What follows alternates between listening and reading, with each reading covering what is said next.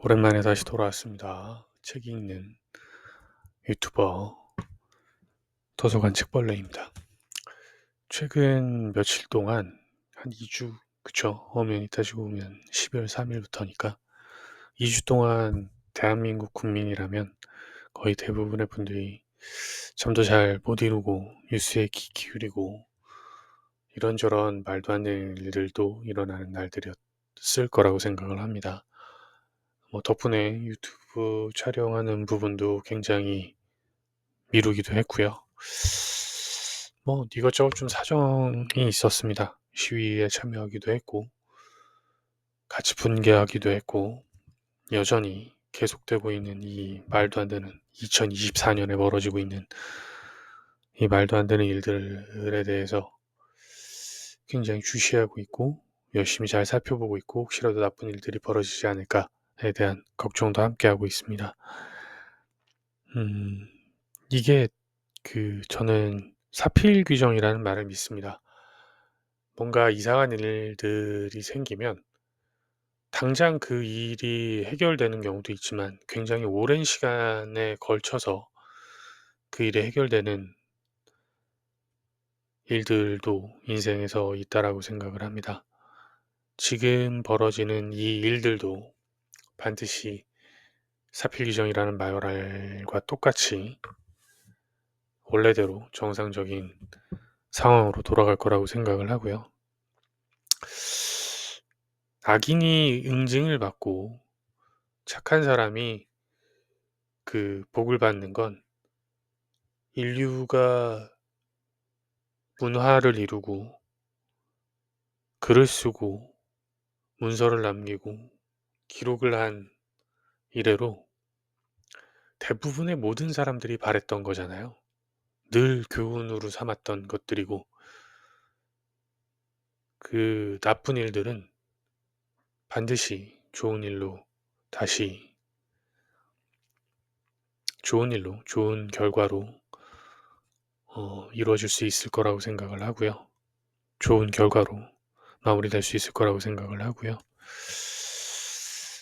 지금 제 영상을 보시는 분들도 올 한 해 마무리 잘 하시길 바라고 항상 좋은 일들이 가득한 하루하루가 되셨으면 합니다. 눈물을 마시는 새해 계속 읽도록 하겠습니다. 살짝 종이가 미쳤네요. 아니나 나는 12월이 되면 항상 세금들이 날라오죠. 자동차세였습니다.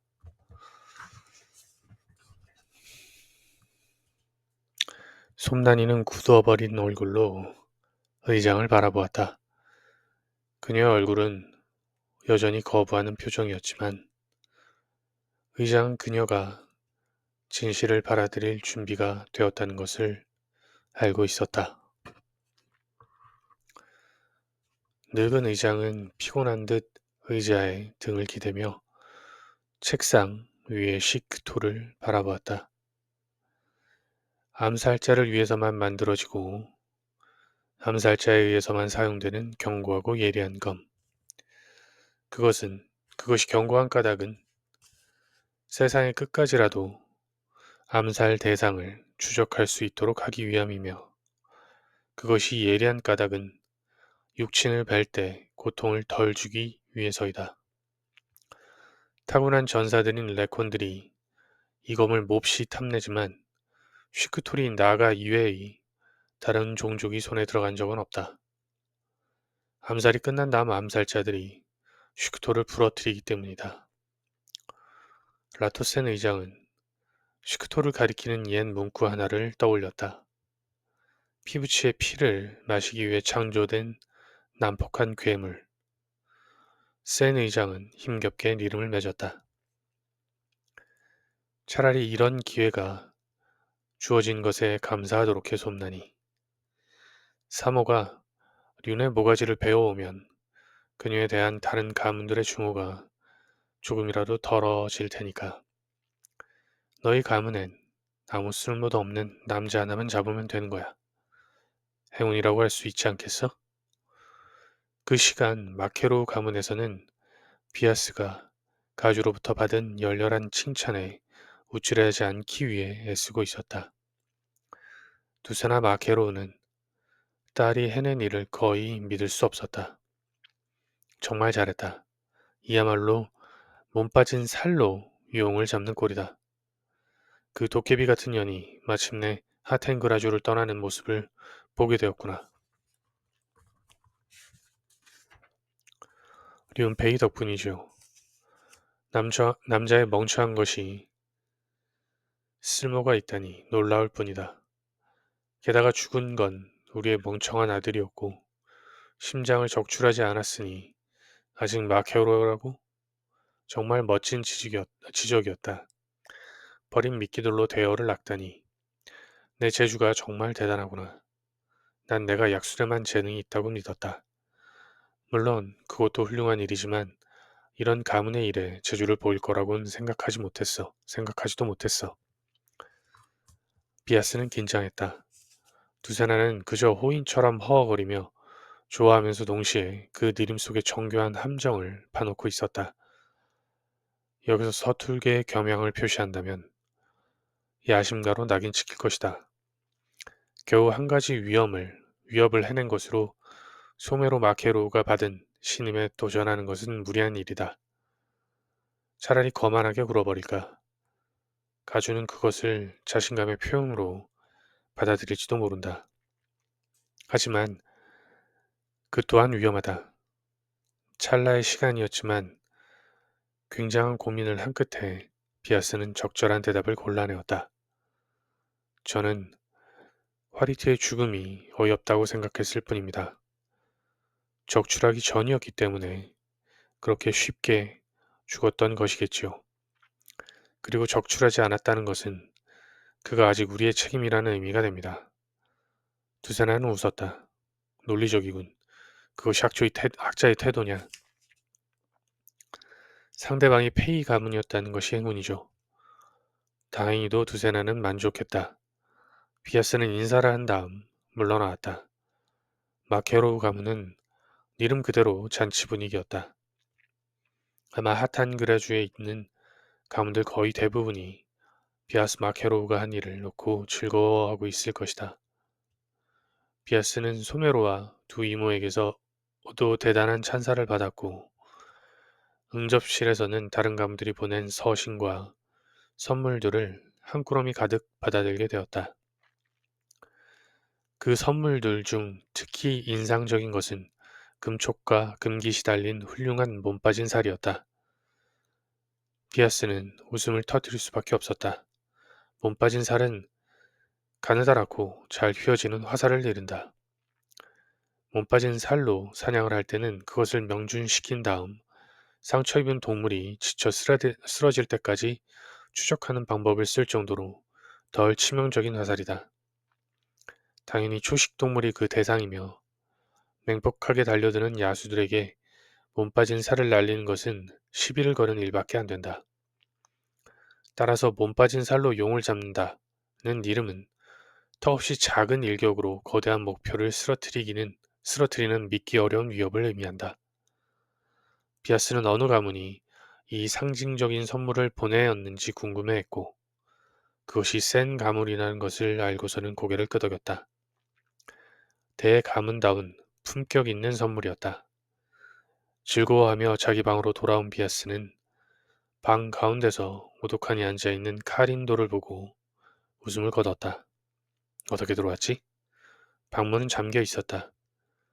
비아스는 어처구니가 없다는 표정으로 카린도를 바라보았지만 카린도는 해명을 하거나 하다못해 미소를 짓거나 하지도 않았다. 다만 무표정한 얼굴로 비아스를 쳐다보기만 했다. 그것은 비아스를 언짢게 만들었다. 모든 사람들의 찬사를 받는 사람들에게 보내는 시선으로는 무례하다고밖에 할 수 없는 시선이었다. 왜 그렇게 쳐다보는 거야? 그건 다 뭐지? 카린돌은 비아스가 들고 있는 선물 꾸러미와 서신들을 가리키며 일렀다. 비아스는 그것을 테이블 위에 쏟아놓았다. 여기저기서 선물을 보내는군. 카린돌 역시 센 가문의 선물을 발견했다. 카린돌은 재미있다는 표정으로 일렀다. 못 빠진 살로 용을 잡았다는 이름이군. 어디서 보낸 거야? 센 가문의 라디올 센. 가주인 라토센이나 최연장자인 스위센 센이 아니라는 거지. 역시 대단한 가문이야. 인상적인 선물을 주면서도 빠져나갈 궁리를 해두는군.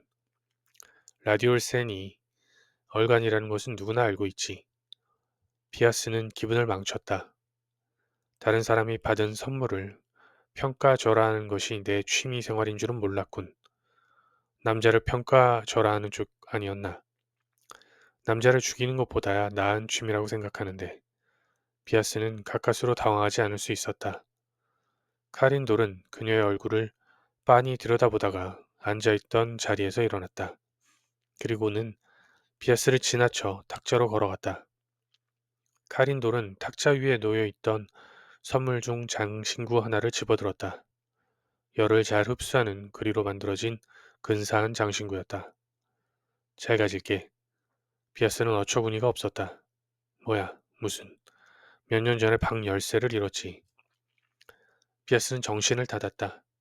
그녀는 카린돌이 어떻게 잠긴 방 안으로 들어왔는지 짐작할 수 있었다. 카린돌을 노려보던 비아스는 카린돌의 무표정한 얼굴이 공포를 감추기 위한 가면임을 깨달았다. 카린돌은 장신구를 들여다보며 일렀다. 그날 언니를 찾아왔었어. 그날 적출식 날 화리트가 죽던 날 비아스는 흠칫하며 옆에 침대를 흘금 돌아보았다. 카린돌은 냉랭하게 일렀다. 침대 아래 뭐가 있나 보지. 비아스는 미칠 것 같은 기분이 느꼈다. 그것까지 알고 있었나. 카린돌이 숨겨둔 사이커를 발견했다면 모든 것이 극장이었다. 비아스는 이를 악문 채 맨몸으로 덤빌 각오를 했다. 하지만 비아스는 카린돌이 장신구를 매다는 것을 보며 동작을 멈췄다. 카린돌이 자신을 고발할 생각이었다면 저런 장신구를 달라고 할 필요는 없다. 그 순간 비아스는 어떤 단어를 떠올릴 수 있었다. 거래. 그리고 비아스는 카린돌이 했던 이름 전부를 되새겨보았다. 인상적인 선물을 주면서도 빠져나갈 궁리는 해두는군. 비아스의 입가에 드디어 미소가 떠올랐다. 장신구를 매단 카린돌은 무관심한 얼굴로 벽을 보며 일렀다. 그날 이름이야. 그날. 여러 가지 알려줘서 고마워. 약술은 너무 어려워. 언니 같은 뛰어난 약술사가 가족이라 다행이야. 비아스는 회심의 미소를 지었다. 다음에도 궁금한 것이 있으면 얼마든지 찾아와. 그렇지. 그런. 카린돌은 방을 나갔다. 홀로 남게 된 비아스는 누가 이기고 누가 더 많은 것을 얻었는지 생각해 보았다. 물론 카린돌이 더 많은 것을 얻었다. 카린돌은 비아스가 그날 방을 비운 것도 알고 있었고 범행 도구였던 사이커까지 가지고 있다. 혹시나 해서 침대 아래를 본 비아스는 그것이 사라졌음을 알게 되었다. 게다가 사소한 것이지만 카린돌은 장신구 하나 더 가져갔다. 하지만 이긴 쪽은 분명치 않았다. 아마도 카린돌은 소메로보다 바이스가 다음 가주가 될 가능성이 높다고 생각하는 것이리라. 비아스를 고발하기보다 그녀의 약점을 쥐는 것에 만족한 것은 그 때문일 것이다. 하지만 카린돌이 장신구로서 상징해 보인 거래는 위험한 거래였다. 어쨌든 카렌돌이 비아스의 공모자가 되어준 지금 이긴 것은 둘 다라고 해야 할 것이다. 비아스는 그제야 집안에서 열쇠 고장이나 분실이 자주 일어났다는 사실을 깨달았다. 카린돌은 도대체 몇 개나 되는 열쇠를 가지고 있는 걸까? 문득 비아스는 약간의 두려움을 느꼈다. 소메로처럼 최연장자도 아니고 비아스처럼 야심에 찬 것도 아닌 카린돌이 살아남기 위해 해온 것이 열쇠를 수집하는 것뿐일까? 비아스는 카린돌을 잘 관찰해야겠다고 생각했다. 물론 그에 앞서 방문의 자물쇠를 바꿔야겠다고도 생각했다. 솜난이 페이는 마치 자기 팔다리가 잘 붙어 있는지 궁금해하는 사람처럼 보였다. 시선을 어디에 둘지 몰라 하는 그녀를 도와주기 위해 사모 페이는 휘크토를 돌아보았고 솜난이는 그제야 사모를 똑바로 보며 정신을 열었다. 무슨 이름인지 알겠니? 사모는 긍정에 해당하는 하지만 명확한 단어로는 환원할 수 없는 이름을 일렀다. 고개를 끄덕이는 것과 비슷하지만 나가의 이런 불명확한 이름에는 보다 복잡한 여운들이 담긴다. 지금 사모는 자신이 이해했는지 잘 모르겠지만 어차피 긍정해야 되는 것 아니냐는 식으로 니름셉니다. 솜난이는 그 불명확한 이름을 꾸짖듯 냉정하고 확고하게 일렀다. 륜을 추적해서 죽여. 그리고 그 목을 가져와야 해. 쇼자 인테 슈크톨이 완료되었다는 증거가 필요하니까. 사물은 여전히 슈크톨을 바라보며 일렀다. 그렇지 않으면 내 목이라도. 그런 이름은 하지마. 암살자나 암살 대상 중 하나만 죽으면 되는 거잖아요. 하지만 이번에는 륜이 죽어야 해. 가서 륜을 잡아. 힘들겠지만 그렇게 어렵지 않을 거야. 그 멍청한 놈은 심장을 가진 채 도망쳤어. 내가 못 잡더라도 정찰 대원들이 잡아줄 거야. 오래 걸리지도 않을걸? 그러니 너는 쫓는 신용만 하다가 돌아와도 돼. 문득 솜난이는 사모의 정신 속에서 기묘한 얼룩 같은 것을 발견했다. 솜난이는 그 얼룩에 집중했다. 그리고 그것이 확고한 의지라기보다는 감정적 지향이라는 것을 깨달았다. 하지만 그것이 의미하는 바는 솜난이를 전율하게 했다. 솜난이는 사모의 손을 확 움켜쥐었다. 사모는 놀란 눈으로 페이 가문의 장녀를 바라보았다. 솜난이는 사모의 정신과 융화시켜버리기라도 할 듯한 기세로 이름을 쏟아내었다. 안 돼. 언니. 내가 죽을 필요는 없어. 똑바로 생각해. 류는 어차피 살 수가 없어. 심장을 가진 나가가 키브랄에서 어떻게 살아간다는 이름이야. 게다가 그놈은 수호자와 수련자를 죽였어. 아무리 남자의 소견머리라도 해도 감싸줄 수 있는 게 있고 감싸줄 수 없는 것이 있어. 그놈에게는 내 동정심조차 과분해. 사실 내가 죽여주는 것조차 과분한 일이야. 솜단이는 다시 비아스에 대한 증오를 느꼈다. 이것은 지독한 모욕이다. 고작 남자 하나를 잡기 위해 가문의 가장 존경받는 여인을 암살자로 요구하다니. 하지만 솜난이는 라토센 의장의 이름을 다시 떠올렸다. 차라리 이런 기회가 주어진 것에 감사하도록 해. 솜난이는 자신의 기억을 그대로 사모에게 보냈었고 그래서 사모 또한 라토 의장의 이름을 듣게 되었다. 사모는 고개를 떨고 왔다. 알았어요. 여자가 책임져야겠죠. 그리고 사모는 슈크토를 덥석 집어들었다.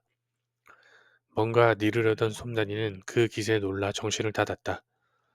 슈크토를 집어든 사모는 그 칼날을 천천히 뽑아내었다. 슈크톨은 사이코와 비슷한 모양을 가지고 있다.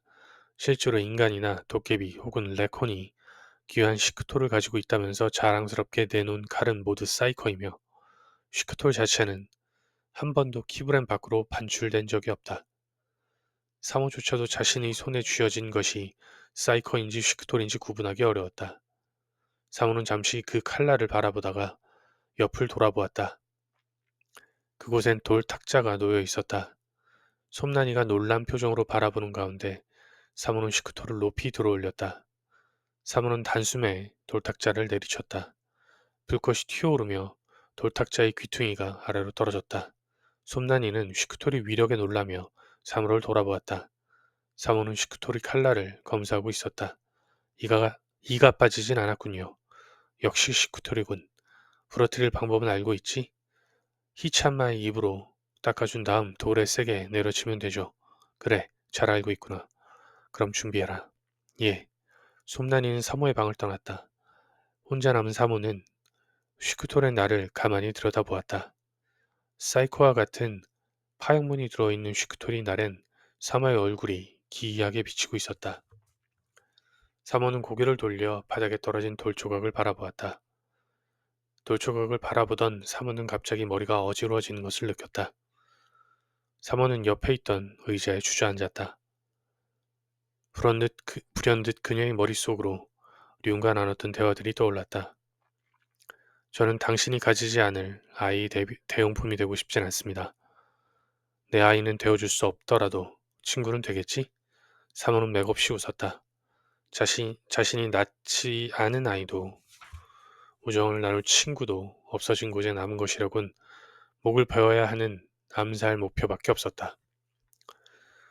사모는 시크토를 들어올려 왼팔에 얹었다. 그리고 그것을 잡아당겼다. 사모는 시크토리 예리함에 다시 놀랐다. 통증은 거의 느껴지지 않았다. 혹 살이 안 베인 건 아닐까 하는 생각이 들 정도였다. 그러나 슈크토리 칼날에는 사모의 피가 묻어 있었다. 사모는 손수건을 꺼내어 그 피를 닦아내었다. 이제 슈크톨은 같은 피가 흐르는 자를 찾아낼 것이다. 사모는 시험삼아 슈크톨을 들어 이곳저곳을 가리켜 보았다. 예상대로 모든 곳에서 손잡이가 따뜻해지는 것을 느낄 수 있었다. 페이감은 안에 있었기 때문이다. 하지만 밖으로 나간다면 슈크톨은 륜이 세상 끝에 있더라도 찾아낼 수 있을 것이다. 피부치 피를 마시기 위한 거함으로써 이보다 더 완벽할 수는 없다. 칼날에 묻은 피와 같은 피를 찾아내므로 다음날 사모페이는 하텐그라주를 떠났다. 체온이 서서히 상승했다. 드러난 피부들에서 스며든 열기가 피의 흐름을 타고 보다 어두운 곳의 피부로 옮겨졌다. 마침내 그 열기가 눈 주위와 머리까지 올라왔을 때 류는 눈을 떴다.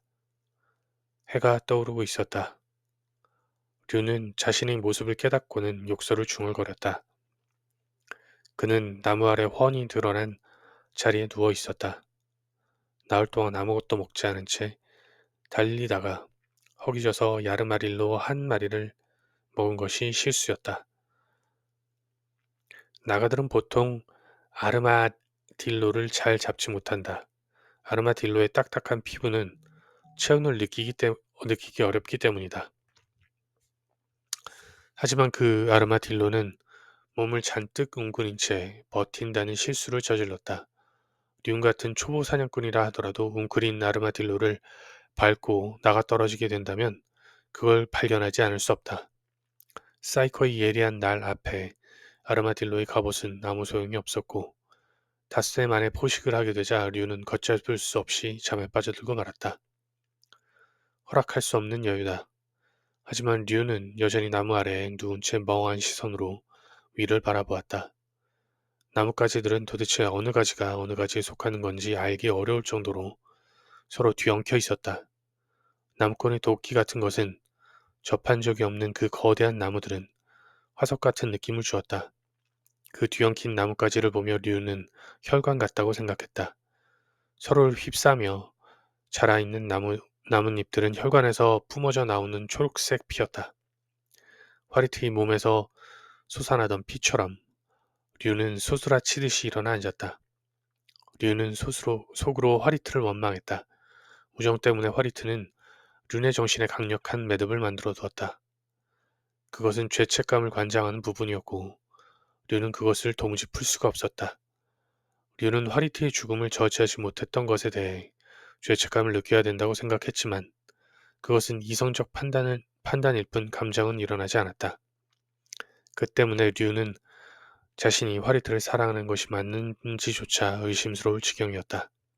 왜 너를 위해 마음껏 슬퍼할 수도 없게 만들었나 화리트. 분노하던 류는 요스비에 대해 생각해 보았다. 요스비에 대한 슬픔을 화리트에게 돌려보기 위해서였다. 하지만 감정은 그런 식으로 배분되거나 하지는 않는다. 약간 과한 감정을 덜어서 약간 모자란 쪽으로 옮겨놓는 식은 불가능하다. 대신 아버지의 죽음에서 느꼈던 공포가 류를 사로잡았다. 요스비의 마지막 모습 위에 유백스의 모습이 겹쳐졌고 또한 그 위에 화리트의 모습이 겹쳐졌다. 류는 공포에 질린 채 다급하게 일어났다. 이러고 있을 여유가 없어. 류는 주위의 감목으로 다가갔다. 나뭇잎에서는 이미 이슬이 마르고 있었다. 류는 위쪽에서부터 나뭇잎을 조심스럽게 털기 시작했다. 하지만 맨 아래쪽 나뭇까지 내려왔을 때도 이슬은 얼마 모이지 않았다. 류는 아쉬운 대로 그걸 마시고는 입을 훔쳤다. 그리고 류는 해 방향을 가늠했다. 저쪽이 동쪽인가? 그럼 북쪽은 여기로군. 뱃속이 묵직했고 류는 불편함을 느꼈다. 음식을 씹지 않은 나가는 소화가 느리다. 쥐보다 더 큰 것을 먹은 적이 없던 류는 자신의 상태가 꽤 낯설었다. 자신이 위 속에서 토막난 고기들을 고기들이 거의 원형을 유지한 채 굴러다니고 있다는 생각을 떠올리자 류는 불쾌함까지 느꼈다. 익숙해져야 할 일이야. 어차피 남자들은 죽을 때까지 이런 식으로 식사하잖아. 목소리를 들은 류는 겁에 질려버리고 말았다. 그것이 자신의 혼잣말이라는 것을 깨닫는 데는 많은 시간이 필요했다. 동시에 류는 자신이 소리에 신경 쓰고 있다는 사실에 놀랐다. 키보렌 밀림 안에는 실로 풍부한 소리들이 넘쳐흐르고 있었다. 류는 자신이 듣는 소리가 결코 모든 소리가 아니라는 것을 알고 있었다. 그의 약한 청력이 포착할 수 있는 소리는 대단히 제한적이다. 하지만 그럼에도 불구하고 류는 압도적일 정도의 소리들의 넋을 잃었다. 전에 결코 들어본 적이 없는 소리였지만 류는 그게 무슨 소리인지 믿을 수 있었다. 숲이 깨어난 소리를 들으며 류는 북쪽을 향해 걷기 시작했다. 친구의 죽음에 슬퍼할 수조차 없게 된 륜에게 남은 것은 친구의 유언을 맹목적으로 추구하는 길밖에 없었다. 그가 떠난 자리엔 은빛 성광이 가늘게 반짝였다. 오늘 여기까지 하겠습니다. 감사합니다.